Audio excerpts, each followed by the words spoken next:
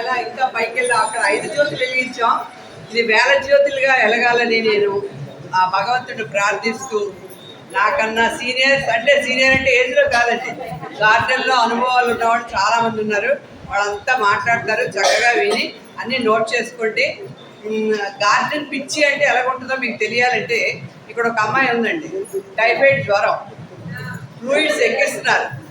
కనీసం ఆ చేతికున్నది అది కూడా తీసుకోకుండా మీటికి వచ్చేసిందంటే గార్డెన్ అంటే ఎంత పిచ్చో చూసుకోండి. దాని ఎవరో కాదు, సుధా అని కనిపించాలి కదా.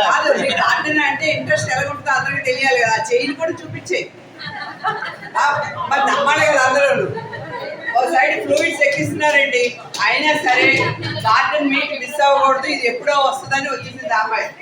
మరి అది మొక్కలు అంటే అలాగే రప్పిస్తాయి అదనమాట. అందరూ కూడా హ్యాపీ గార్డెన్ చక్కగా పెంచుకోండి. Thank you. ఈ అవకాశం ఇచ్చిన మా హెడ్ పిల్లలందరికీ నా ఆశీస్సులు. Thank you very much.